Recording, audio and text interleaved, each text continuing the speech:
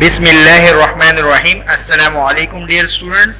आज की क्लास में हम पढ़ेंगे mathematics and mock test after the past paper solution, यानी हमने पास पेपर सॉल्व किए हैं और उसके बाद हम कुछ मॉक टेस्ट देख रहे हैं कि उसको कैसे सॉल्व करेंगे। ये मॉक टेस्ट से ये फायदा होगा कि आपको जो करंट ईयर में आने वाला पेपर है उसका आपको अंदाजा हो जाएगा। इसके अलावा इस ब्लॉग पे आपको इसके टेस्ट भी अवेलेबल है, कुछ पेड टेस्ट है और कुछ आपके पास फ्री टेस्ट है, तो इसलिए अब आपको इसका ट्यूटोरियल करवाया जा रहा है। तो बढ़ते हैं सॉल्यूशन की तरफ। सबसे पहले सवाल में आपके पास है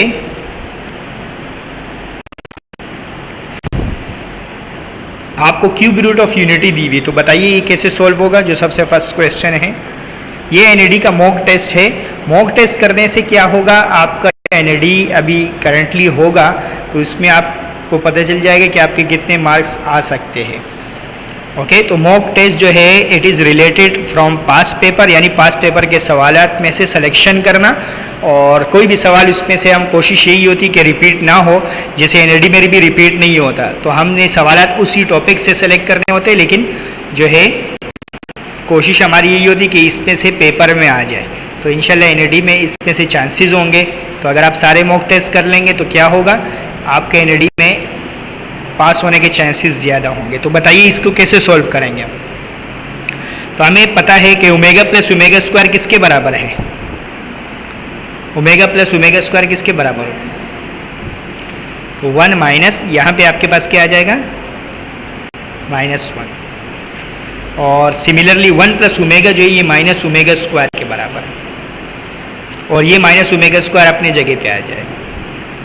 तो ये आपके पास हो जाएगा माइनस माइनस प्लस 1 प्लस 1 यानी 2, और ये आपके पास हो जाएगा -2 ओमेगा स्क्वायर।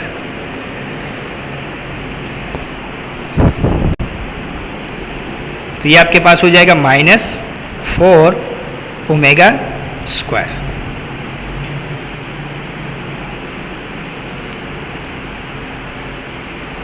वैसे आप इसको इसके बजाय आप ऐसे भी सॉल्व कर सकते थे, जैसे 1 प्लस ओमेगा। हाँ, ये भी कोई मीनिंगफुल आंसर नहीं है, तो ये अभी हमारा इसमें से रिलेटेड आंसर नहीं आया। तो हम एक दफ़ा और इसको एक्सपेंड करते हैं, यानी हम इस तरह करते हैं 1 प्लस ओमेगा स्क्वायर को माइनस ओमेगा के बराबर लिखते हैं, और ये माइनस ओमेगा अपनी जगह पे आ जाए। और यहाँ पे 1 प्लस ओमेगा जो है ये अब सही सॉल्व कर रहा हूँ। 1 plus omega minus omega square हो गया, और माइनस ओमेगा स्क्वायर अपनी जगह पे आ गया। तो ये आपके पास हो जाएगा -2 ओमेगा -2 ओमेगा स्क्वायर। तो आप देखिए ये क्या हो जाएगा, minus minus plus 2 to the 4 omega, omega square जो ओमेगा क्यूब, और omega cube is equal to 1। तो 4 टाइम्स 1 जो ये 4, तो जो करेक्ट आंसर है वो आपके पास है 4। या आप 4 लगाएंगे टिक, तो ये आपको रीज़न भी बता देगा, सॉल्व करके भी बता देगा। ओके, तो अब अगला सवाल है नेक्स्ट क्वेश्चन। नेक्स्ट क्वेश्चन पे जाएंगे। The fifth term of an GP, fifth term जो आपके पास जीपी का है वो क्या है, fifth term of GP. Second question है आपके पास, ये फर्स्ट क्वेश्चन था, अब आपके पास है सेकंड क्वेश्चन में आपको दिया हुआ है कि फिफ्थ टर्म जो जीपी का है A5 वो आपके पास है 81 के बराबर, and second term is A2 आपके पास है 24 के बराबर। What is the first term, A बताना है आपको। तो आपको पता है फॉर्मूला होता है ARGP का, ARn-1। तो यहाँ पे आप सेकंड टर्म के लगाएंगे तो A2 इज इक्वल टू, यहाँ पे A आएगा R2 - 1 यानी 1, तो A2 की जगह आपके पास आ जाएगा 24। तो 24 इज इक्वल टू AR हो गया। ये आपके पास इक्वेशन 1 हो गई। सेकंड इक्वेशन में डायरेक्टली इसमें लगा देता हूँ, फिफ्थ टर्म है ना, तो ये आपके पास हो जाएगा A5 is equal to AR5 - 1 यानी 4। तो A5 की जगह आपके पास आ जाएगा 81 इज इक्वल टू AR4। अब देखिए हमें इसमें से R को कैंसिल करना है, हमें A चाहिए, तो हम क्या करेंगे, हम इसकी पावर 4 लगा देंगे। इधर पावर 4 लगा देंगे तो क्या होगा, पावर 4 ऑन बोथ साइड, तो जब यहाँ पे power 4 on both side A4 जाएगा, R4 हो जाएगा। ये इक्वेशन नंबर ये 2 हो गई, और ये आपके पास इक्वेशन नंबर 3 हो गई। तो 2 और 3 को आपस में क्या कर देंगे, डिवाइड कर देंगे। तो आप देखें 2 और 3 को डिवाइड करते हैं तो 81 is equal to AR4 divided by 24 की power 4 divided by A4R4। R4 cancel हो गया, एक A से कैंसिल, A3 बच गया, A3 डिवाइड से मल्टीप्लाई में आ जाएगा। ये 24 की पावर 4 डिवाइड से मल्टीप्लाई में चले जाएगा और 81 मल्टीप्लाई से इसको डिवाइड करके बताइए क्या आंसर।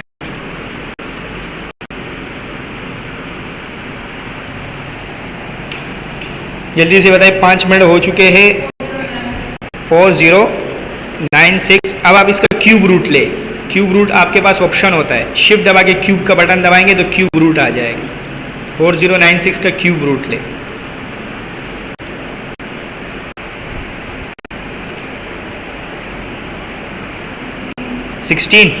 तो 16 जो है वो आपके पास करेक्ट है। अभी इस टेस्ट में थोड़े से प्रॉब्लम्स ये है कि सबके ऑप्शन ए ही बिल्टन जो है वो सही आया हुआ है, फर्स्ट ऑप्शन। तो ये आपके ट्यूटोरियल के लिए। फिर आपसे जब ये टेस्ट लिया जाएगा तो इसमें शफल ऑर्डर हो गए। शफल ऑर्डर का मतलब है आपको कहीं से भी आपको दिया जा सकता है।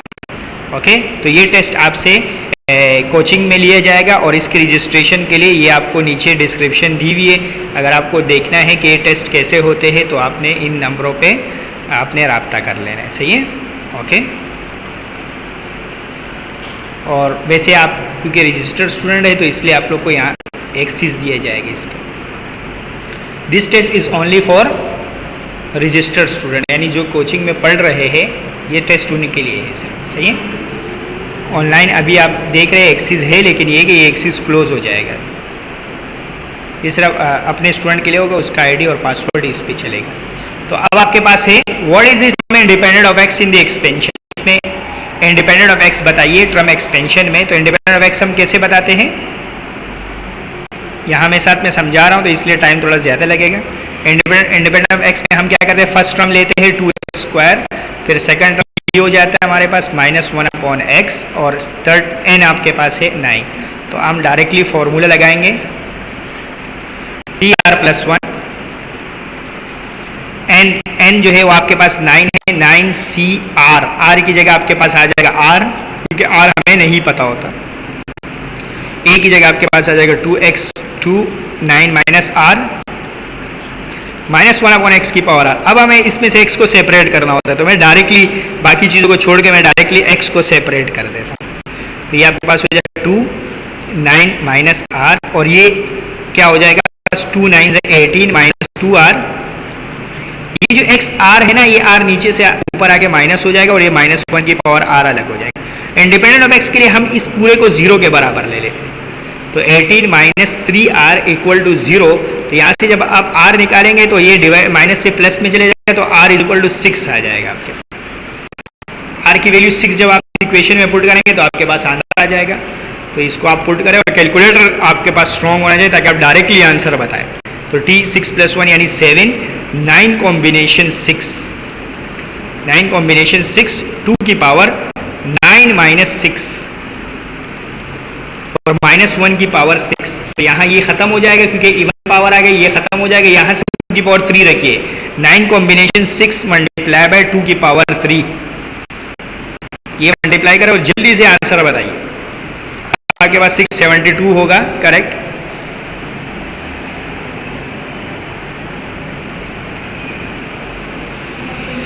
क्या आंसर है? 9 कॉम्बिनेशन 6, 9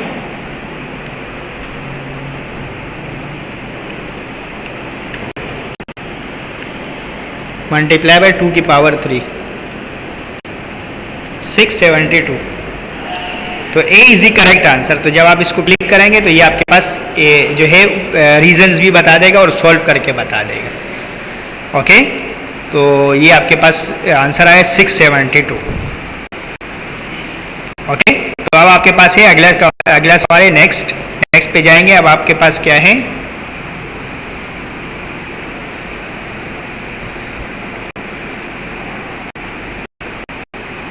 क्वेश्चन नंबर 4। तो क्वेश्चन नंबर 4 में आपके पास है, क्वेश्चन नंबर 4 में आपके पास है the derivative of ln sec x। तो ln के साथ जो होता है वो पहले 1/, में आता है। यानी sec x plus 10x upon में आ जाएगा, फिर उसका दोबारा डेरिवेटिव होगा। ln का रूल आपको पता है, तो sec x का डेरिवेटिव होता है sec x 10x, और जो 10x है उसका डेरिवेटिव होता है sec स्क्वायर x।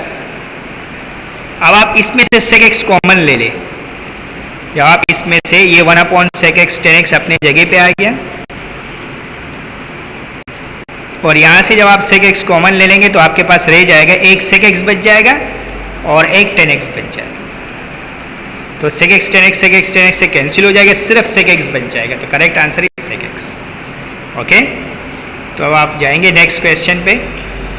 आपको इसका इंटीग्रल बताना है। इसके इंटीग्रल के लिए पहले आप इसको परफेक्ट स्क्वायर बनाएंगे। वैसे इंटीग्रेशन बाय पार्शियल फ्रैक्शन से भी इसको सॉल्व कर सकते हैं, लेकिन ये उसके बगैर हो जाएगा। देखिए, हमारे पास जब फॉर्मूला बनता है तो यहाँ हमारे पास 1 होता है, तो फिर ये x प्लस 1 का होल स्क्वायर फार्मूला रख जाएगा। तो एक 1 बाकी है तो उसको हमने अलग लिख लिया।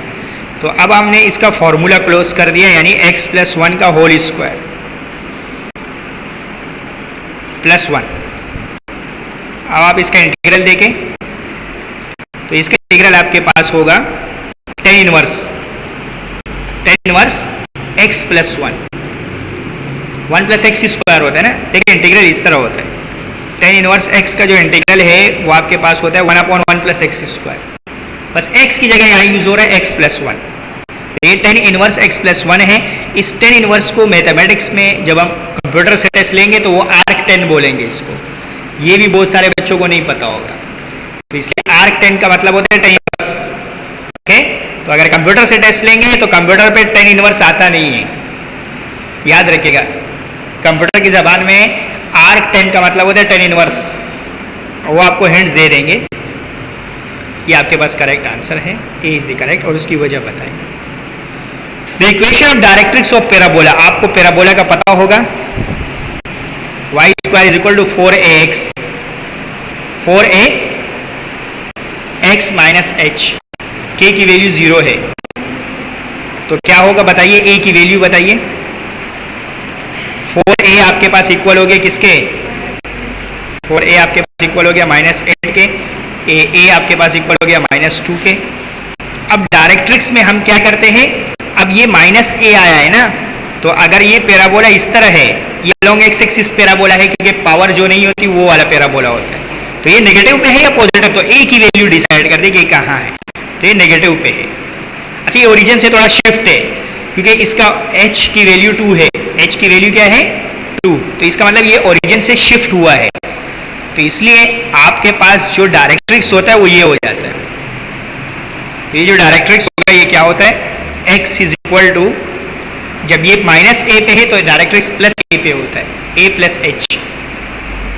तो x इज इक्वल टू हो जाएगा a की वैल्यू आपके पास है -2 और h की वैल्यू आपके पास है -2 +2। ओके, तो ये आपके पास हो जाएगा x इज इक्वल टू 0। वैसे +2, ये +2 आएगा, तो ये करेक्ट आंसर होगा 4। ओके, a प्लस h होगा। a की वैल्यू, ये जो साइन होता है ये सिर्फ इसका केप बताता है। अब जब ये माइनस की तरफ है ना, तो डायरेक्ट्रिक्स तो प्लस की तरफ होता है, हाँ, तो ये इसलिए माइनस होगा तो ये प्लस होगा, तो 2 + 2 जो है वो 4 हो जाए, तो ये करेक्ट आंसर है। नेक्स्ट क्वेश्चन में आपके पास है फॉर व्हाट वैल्यू ऑफ के for which the vector is perpendicular, तो ये हाँ, तो डॉट प्रोडक्ट 0 ले लेंगे, तो ये बड़ा इजी सवाल था, ये बड़ा इजी सवाल है। ये क्वेश्चन नंबर 6 है। इस तरह के अगर आपने एनईडी के पास पेपर की सारी वीडियोस देखी है तो इसमें आप इजीली इसको कर लेंगे। तो मैं डायरेक्टली इसको कर देता हूँ क्योंकि टाइम हमारे पास कम है।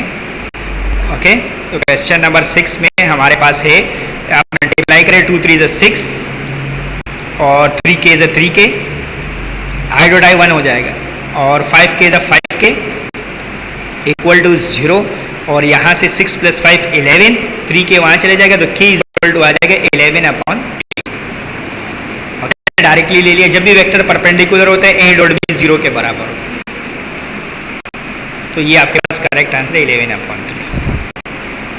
नेक्स्ट में देखें, ये मैट्रिक्स सिंगुलर है और आपने इसमें x की वैल्यू बतानी है, तो आप कैसे सॉल्व करेंगे इसको, डिटरमिनेंट 0, आप इनको मल्टीप्लाई करें, 2 1 = 2, 3x माइनस में हो जाएगा इक्वल टू 0, तो x 3x is equal to 2 और x is equal to 2 upon, तो करेक्ट आंसर आपके पास है 2 अपॉन, माइनस से ये वहां जाके प्लस,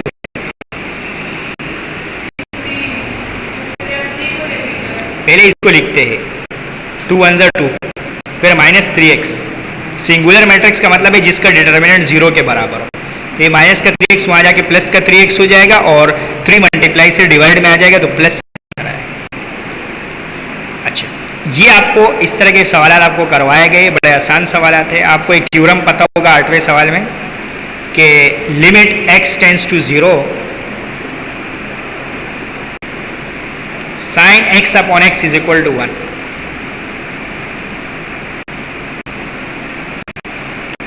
ओके, तो यहाँ आपने बस एक बात का ख्याल रखना है कि आपके पास a x से मल्टीप्लाई और a x से डिवाइड करेंगे। वेरी गुड, सही है, जिसको पता है वेरी गुड। ये मल्टीप्लाई से नीचे वाले डिनोमिनेटर को bx से मल्टीप्लाई और bx से थ्योरम बनाने के लिए, तो x से x आपके पास कैंसिल आउट हो जाएगा, आंसर आएगा a अपॉन b। बाकी ये थ्योरम के जरिए 1 हो जाएगा, ये भी 1 हो जाएगा, तो आंसर आ जाएगा a अपॉन b। अब नेक्स्ट क्वेश्चन में, the slope of tangent of the curve, ये भी आपको एनईडी के पास पेपर्स में आपको ऐसे सवालात मिलेंगे। नंबर 9 है,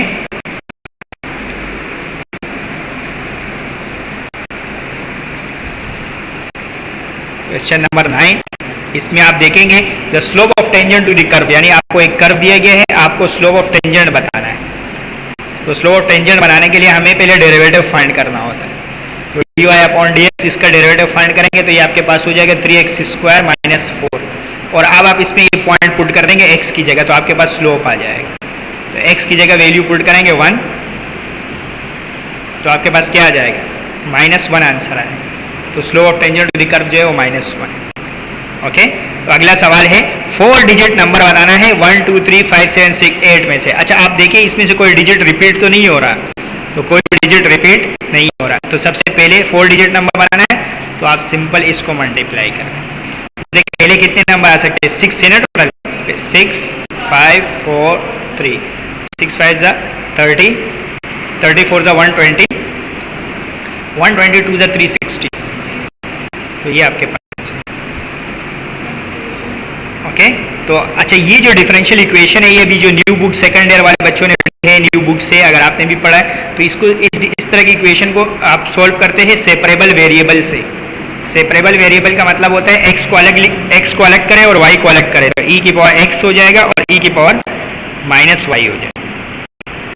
तो अब क्या होगा, ये y वाला इधर आ जाएगा तो dy, और ये -y जब ऊपर आ जाएगा तो ये +y हो जाएगा। इसी तरह ये ex हो जाएगा और dx हो जाएगा। इंटीग्रेटिंग ऑन बोथ साइड करेंगे, e की पावर y का इंटीग्रल e की पावर y ही होता है, और e की पावर x का e की पावर x होगा प्लस c होगा, तो ये आपके पास आंसर हो जाएगा। Is the correct. ये डिफरेंशियल इक्वेशन दी हुई है ना, आपको इसको सॉल्व करना है। तो डिफरेंशियल इक्वेशन को सॉल्व करने का यही तरीका होता है कि x की पावर अलग करते हैं, y की पावर अलग करते हैं, और x को x के साथ लिख देते हैं, y को y के साथ, और फिर उसके बाद इंटीग्रेट करते हैं, ये सोल्व हो जाता है। आपने ये पूरा चैप्टर पढ़ा होगा डिफरेंशियल इक्वेशन, इसमें चैप्टर 11 की एक वीडियो पड़ी हुई है मैथ्स की, इसी चैनल पे आप प्लेलिस्ट में देखेंगे चैप्टर 11। सेंटर ऑफ सर्किल कैसे बताएंगे, 12वां सवाल है, 13 क्वेश्चन है, ये 13 क्वेश्चन था, ये 12 था,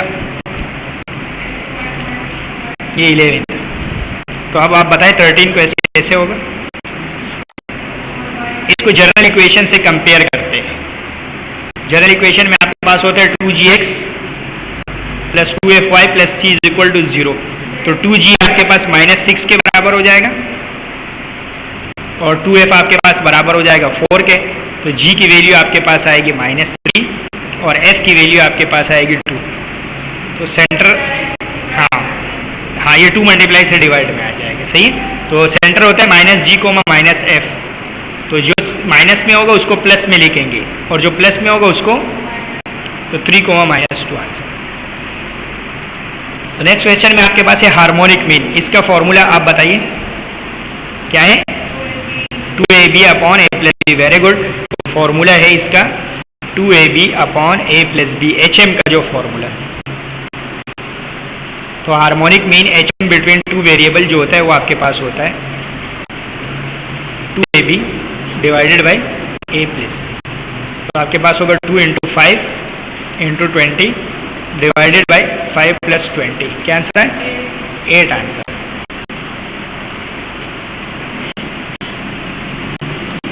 तो अब आपके पास है नया सवाल जो है आपके पास है आर्क दोबारा आ गया। ये कोज इनवर्स दिया हो। आर्क जब भी आ जाएगा आप समझ जाएंगे कोज इनवर्स से, क्योंकि कंप्यूटर से अगर एनएडी वाले कंप्यूटर से टेस्ट लेते हैं और कंप्यूटर में अगर साइन इनवर्स उनको बनाना होगा तो इमेज से बनाएंगे, तो इसलिए वो बनाना मुश्किल हो जाता है। तो इसलिए उसकी जगह आर्क लिख देते हैं। तो इसलिए आर्क आपको पता होना चाहिए। आर्क का मतलब होता है इनवर्स, तो 2 कोज इनवर्स। अच्छा, आप एक काम करें, इस कैलकुलेटर को डायरेक्टली कैलकुलेटर में पुट करें, जैसे लिखा हुआ है ना वैसे ही कैलकुलेटर में पुट करें आप, तो ये आपके पास आंसर आ जाए।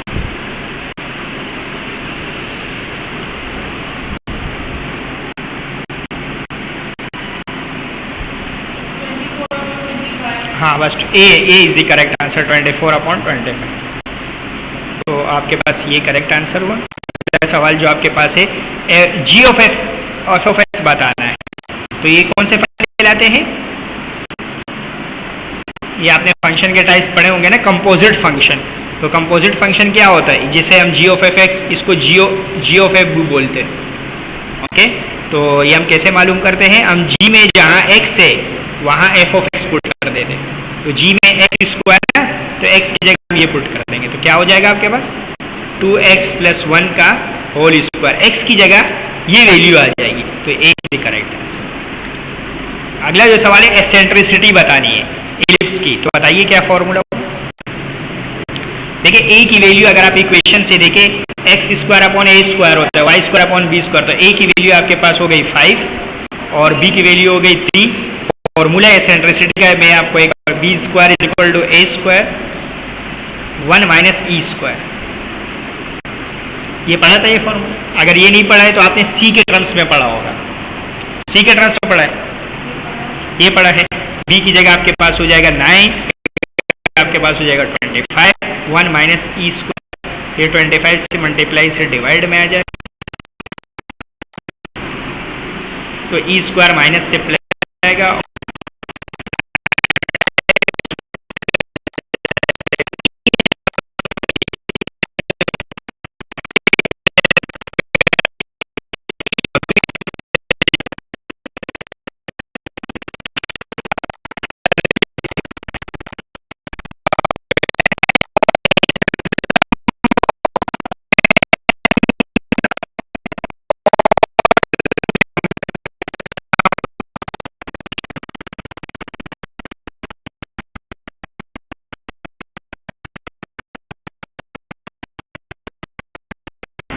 तो आपके पास AP का फॉर्मूला आपने पढ़ा है।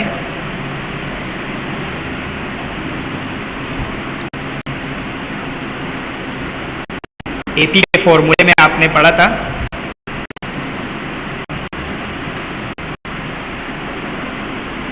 AP के फॉर्मूले में आपने पढ़ा था ऑड नंबर। तो 1 plus 3 plus 5 plus 7 plus dot dot dot आपको n टर्म बताना है।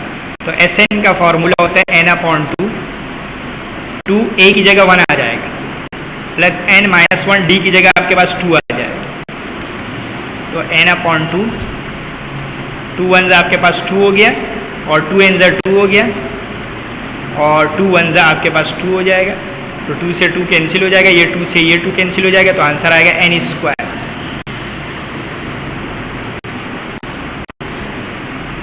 ये है आपके पास। नेक्स्ट क्वेश्चन है अ bag containing 5 red ball and 3 blue ball.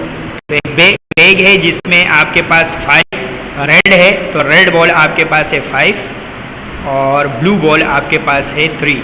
What is the probability that drawing 2 red ball is in a row without replacement. Without replacement का मतलब है दोबारा नहीं जाएंगे।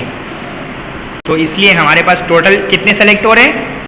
2 रेड बॉल सेलेक्ट हो रहे हैं। टोटल बॉल कितने हैं? 8 है। 8 8 में से 2 रेड 2 वोल सेलेक्ट हो रहा है। हम ये वो कर रहे हैं कि सारे के सारे क्या हो, रेड हो, तो इसलिए 5 में से 2 सेलेक्ट होंगे रेड में से, और ब्लू में से कोई भी गेन सेलेक्ट नहीं होगा, तो 3 में से 0 आएगा। ओके, ऊपर जो पॉसिबल होते हैं उसको लिखते हैं, नीचे टोटल लिखते हैं। टोटल हम 8 में से 2 सेलेक्ट कर रहे हैं, और ऊपर हम दोनों किस में से सेलेक्ट कर रहे हैं, रेड में से, तो इसलिए 5 में से 2 आया। तो इसको कैलकुलेटर से सॉल्व करें, क्या आंसर आ रहा है? 5C2 जो है वो 10 आएगा, निकाले कैलकुलेटर 10 आएगा, और ये 20 आएगा। नहीं पता है इस कॉम्बिनेशन। 5C2 आपके पास आएगा 10, 8C2 आपके पास आया 28, ये आपके पास आंसर आया। अब 2 के पाड़े से इसको काटे, देखिए 2 5 ज़ा 10, 2 14 ज़ा आपके पास हो गया, तो 5/14 आंसर। ओके, ये मैक्सिमम मिनिमम भी आपने पढ़ा होगा किसी भी फंक्शन का, maximum local maximum and local minimum. Local का मतलब ये होता है, एक होता है लोकल, एक होता है ग्लोबल। ओके, तो बहुत सारे मैक्सिमम एग्जिस्ट करते हैं किसी भी फंक्शन के, बहुत सारे मिनिमम एग्जिस्ट करते हैं। तो जो मैक्सिमम है वो लोकल मैक्सिमम होता है, लोकल मिनिमम। आपके कोर्स में सिर्फ यही वाला है, इसलिए इसी को देखें, बाकी को डिटेल से पढ़ेंगे इसी के में। हाँ, वेरी गुड। डेरिवेटिव लेंगे, फर्स्ट डेरिवेटिव लेंगे, पहले लेंगे 3x² माइनस 6x, और ये दो सेकंड डेरिवेटिव लेंगे, x माइनस 6। अब आप फर्स्ट डेरिवेटिव को 0 बराबर रखेंगे, फर्स्ट डेरिवेटिव को 0 से x की वैल्यूज आ जाएगी, तो 3x इसमें से कॉमन आ गया, क्या बच गया? x minus 2। तो ये अलग 0 के बराबर हुआ, यानी 0 आया, जबकि दूसरे x का आंसर आपके पास। इन दोनों को कहाँ पुट करेंगे? इक्वेशन 2 में। तो जब आप 0 पुट करेंगे तो ये आपके पास -6 आएगा, तो ये कहलाएगा local maxima. x equal to maxima है और x इक्वल टू 2 पे मिनिमा है, तो हमसे मैक्सिमा पूछे तो x इक्वल टू 0 पे करेंगे। The angle between the two line. अच्छा, याद रखिएगा, एंगल निकालने के लिए आपको स्लोप का पता जरूरी है, तो पहले आपने इन दो लाइनों का स्लोप मालूम करना है। पहले इन दो लाइनों का स्लोप मालूम करेंगे, क्वेश्चन नंबर 21 है। फिर स्लोप की मदद से आप फॉर्मूला लगाएंगे, उसकी मदद से आप इसका टेन डेटा मालूम करेंगे। क्वेश्चन 21 में पहले आप स्लोप मालूम करेंगे, तो स्लोप किसके बराबर होगा? माइनस कोफिशिएंट ऑफ x जो है वो 1 है, और कोफिशिएंट ऑफ y आपके पास है -1, तो आपके पास 1 आ गया स्लोप। दूसरे लाइन का स्लोप देखिए, कोफिशिएंट ऑफ x जो है वो आपके पास 1 है, और कोफिशिएंट ऑफ y आपके पास 2 है, माइनस। इसमें कौन सा स्लोप बड़ा है? तो m1 बड़ा है। एंगल में हम क्या करते हैं, m1 माइनस लिखते हैं और छोटा एंगल को बाद में लिखते हैं, और ये फॉर्मूला हमारा। तो m1 की जगह हमारे पास 1 आ गया, m2 की जगह -1/2 है, तो यहाँ +1/2 हो जाएगा, ये -1/2 रहेगा। ओके, इधर 1 रखेंगे तो 1 से मल्टीप्लाई, तो ये एलसीएम ले 2 1 2 -1, यानी 1/2 बच जाएगा। और ऊपर जो है वो आपके पास 3/2 बच गया, यहाँ नीचे 1/2 बच गया, 2 से 2 कैंसिल हो गया, तो 3 बच गया। और 10 इनवर्स 3 निकाले, निकालने की जरूरत नहीं है। देखिए 10 इनवर्स 3 लिखा आपने, और 10 इनवर्स को आर्क बोलते हैं, तो इसको कैसे लिखेंगे? आर्क 10 3, आर्क 10 3, 10 इनवर्स को आर्क बोलते हैं ना, तो इसलिए ये निकाला नहीं है, इन्होंने डायरेक्ट आंसर। अगला जो सवाल है वो आपके पास 10 स्क्वायर का इंटीग्रल है।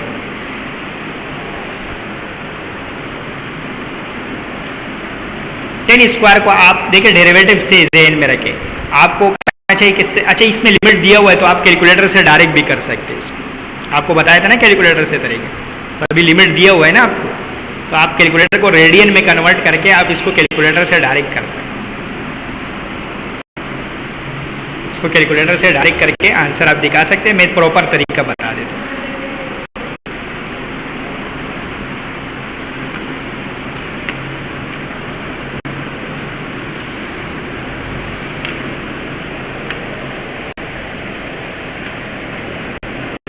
इसमें पुट कर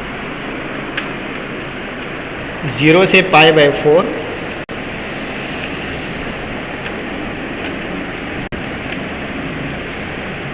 - 10 स्क्वायर एक्स।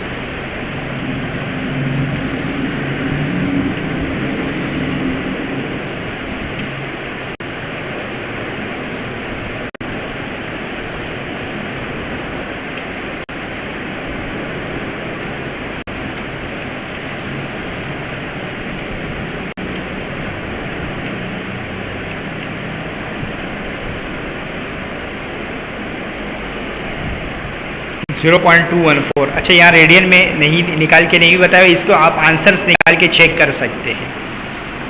यानी इस पहले आंसर को निकाले और जो कैलकुलेटर का आंसर है उससे कंपेयर करें, दूसरे आंसर को निकाले और उसको कैलकुलेटर के आंसर से कंपेयर करें। मैं इसको प्रॉपर सॉल्व कर देता हूँ। 10 स्क्वायर का जो फॉर्मूला है वो आपके पास होता है, आपको ये फॉर्मूला याद रखना है, sec square x minus 10 square x is equal to 1। तो ये प्लस के वहाँ आगे माइनस, ये प्लस का इधर का, यानी सेक स्क्वायर एक्स माइनस 1 के बराबर 10 स्क्वायर। तो अब आप इंटीग्रल अलग अलग दे देंगे तो सेक स्क्वायर का जो इंटीग्रल होता है वो 10 होता है। सेक स्क्वायर का जो इंटीग्रल है वो आपके पास क्या होता है 10। तो ये जो सेक स्क्वायर है इसका इंटीग्रल आपके पास हो जाएगा 10x, और 1 का इंटीग्रल आपके पास क्या होगा x। 1 का इंटीग्रल आपके पास x हो गया। तो अपर लिमिट आप पुट करेंगे 10 पाई बाई 4, 1045 निकालें कैलकुलेटर से। अगर रेडियन में है तो 10 पाई बाई 4 निकालें, और 10 0 0 होता है। ये upper limit minus lower limit, ये 1 होता है। 1 ये 0 हो गया तो 1 माइनस पाई बाई 4 बचा। कैलकुलेटर से भी इसका आंसर सही है, जो कैलकुलेटर का आंसर आया हुआ है इसको कैलकुलेट करें तो वही आंसर होगा। इसको आपने इसका मॉडुलस मालूम करना है। सबसे पहले आपने इसको कन्वर्ट करना है, ये क्वेश्चन नंबर 23 है। सबसे पहले आपने इसको कन्वर्ट करना है और उसके बाद आपने इसको फिर उसके बाद आपने इसको solve करना है। सबसे पहले आपने इसको रेशनल में है, अपॉन में लिखा हुआ है, तो इसलिए आप इसको क्या करें, अब इसको कंजुगेटिंग करें। कंजुगेटिंग कैसे करते हैं, नीचे वाले का साइन चेंज करके उससे मल्टीप्लाई और डिवाइड करते हैं। अब ऊपर वाला मल्टीप्लाई करें a प्लस बी का होल स्क्वायर, यानी a square plus 2ab plus B square minus 1, iota का स्क्वायर माइनस 1 के बाद, और नीचे आपके पास हो जाएगा a square minus b square. तो ये आपके पास कैंसिल आउट हो गया, 2 आयोटा बच गया, और ये आपके पास हो जाएगा माइनस यानी 2, तो 2 से 2 कैंसिल हो जाएगा तो आयोटा आ जाएगा। अब इसका मॉडुलस 1 है, क्योंकि रियल वाले मॉडुलस कैसे निकालते हैं, मॉडुलस पूछा है ना, तो रियल वाले का स्क्वायर, रियल तो इसमें है ही नहीं, तो रियल 0 हो गया और इमेजिनरी 1 हो गया, तो ये आपके पास 1 आंसर है, तो ये करेक्ट आंसर। अब अगला जो 24 से सेट 0 1 मल्टीप्लीकेशन इज, अच्छा ये हमारे पास ग्रुप नहीं होता, क्यों, देखिए ग्रुप के लिए 3 सिचुएशन होनी जरूरी है। कम्यूटेटिव लॉ होना ओल्ड होना चाहिए, एडिटिव इनवर्स होना चाहिए, और दूसरा हमारे पास क्या है, आइडेंटिटी एलिमेंट एग्जिस्ट होना चाहिए। तो इस केस में आप जब देखेंगे इसका एक दूसरे के मल्टीप्लिकेटिव इनवर्स नहीं है, जैसे 0 1 डिवाइडेड बाई 0 1 के बराबर नहीं होता, वो इन्फिनिटी के बराबर होता है, तो इसलिए नॉट अ ग्रुप, सही है। तो ये वैसे ग्रुप का चैप्टर जो न्यू बुक है उसमें कट चुका है, ना 9 में है, ना मैट्रिक में है, ना फर्स्ट ईयर में है, ना सेकंड ईयर में है, तो इसलिए जो न्यू सिलेबस है उसमें इस सवाल के चांसेस जो है वो कम है। ये आखिरी सवाल है, the foci of the hyperbola, foci बताइए, हाइपरबोला है, तो हाइपरबोला में आप देखिए हमारे पास क्या होगा, ए आपके पास 3 है और बी आपके पास हो गया 4, और आपके पास क्या फॉर्मूला होता है, वैसे ये वैल्यू हमेशा छोटी आती है, ये वैल्यू बड़ी आती है, लेकिन यहाँ आपके सिचुएशन को चेंज कर दिया है तो इसलिए जो आया है उसको करें। फोकाई का फॉर्मूला ई निकालना होता है, तो फोकाई हाइपरबोला में b square is equal to a square होता है, ई स्क्वायर माइनस 1 होता है। अगर आप लगाएंगे वहाँ इलिप्स में 1 माइनस ई स्क्वायर होता है, हाइपरबोला में ई स्क्वायर माइनस 1 होता है, क्योंकि ई ग्रेटर देन 1 होता है। जी जी, ई से एसेंट्रिसिटी है। आपके जो फॉर्मूला यूज किया वो भी आप सी वाले टर्म्स में आप कर सकते हैं। अगर आप सी वाले टर्म्स में करना चाह रहे हैं तो फिर आपको ये फॉर्मूला यूज करना होगा, बी स्क्वायर ये इससे मल्टीप्लाई होगा तो ये हो गया ए ई का स्क्वायर, ए का होल स्क्वायर सी के बराबर होता है, माइनस ए स्क्वायर, तो ये सी के बराबर हो गया, तो आपके ये फॉर्मूला यूज किया होगा, A square plus B square is equal to C square, तो ये फॉर्मूला भी सही है, तो सी निकालना होता है। ए स्क्वायर प्लस बी स्क्वायर, ए का स्क्वायर 3 9 हो गया, बी का स्क्वायर 16 25, सी की वैल्यू आ गई 5। तो प्लस माइनस 5 को आपने ये पहचानना है कि अलोंग एक्स एक्सिस वाला है या अलोंग वाई एक्सिस वाला है, तो अलोंग वाई एक्सिस वाला है, सही। ओके, तो इसके साथ ये इसी के साथ कैंसिल हुआ, ख़त्म हो गया इसके साथ टेस्ट, और आपके 25 आउट ऑफ 25 आए क्योंकि ये आपको सॉल्व करवाया गया। तो अगले टेस्ट में आपको इसको सॉल्व करना होगा जी, आपको सॉल्व करना होगा। दूसरा ये कि आप इसको दोबारा कर सकते हैं, जैसे एक मरतबा आपने कर लिया और आपके नंबर ख़राब आ गए तो आप इसको रिस्टार्ट कर सकते हैं। ओके, आपने 34.31 में कंप्लीट किए, बहुत अच्छी बात है। 40 मैक्सिमम लिमिट दिया आपको। वैसे एनडी में आपको एक सवाल के आपके पास होते हैं 1 मिनट से ज़्यादा होते हैं जी। 100 MCQs के लिए आपके पास 2 घंटे होते हैं, यानी 120 मिनट्स होते हैं। तो इसलिए आपके पास एक MCQs के लिए थोड़ा ज़्यादा टाइम होता है, तो मैथ में ज़्यादा टाइम लग जाता है, बाकी सब्जेक्ट में कम टाइम लगता है। तो आप इस क्विज को रिस्टार्ट कर सकते हैं इसके अलावा। ओके, इसी के साथ इस पेपर का इख्तिताम हो गया, और वीडियो की डिस्क्रिप्शंस में से इसका सॉल्व PDF आप डाउनलोड कर सकते हैं। इसके अलावा वीडियो को लाइक करें, शेयर करें और चैनल को ज़रूर सब्सक्राइब करें फॉर मोर वीडियोस। और अगर आप इंटरेस्टेड हैं in the registration of test, यानी जो हमारे टेस्ट होते हैं मॉक टेस्ट, तो उसके लिए आप जो दिए गए नंबर्स हैं उन पर आप रब्ता करके अपने आप को रजिस्टर्ड करवा सकते हैं। ऑन कैंपस फैसिलिटी भी अवेलेबल है, इसके अलावा ऑनलाइन फैसिलिटी भी अवेलेबल है। नेक्स्ट वीडियो तक के लिए इजाज़त दीजिए। अल्लाह हाफिज़।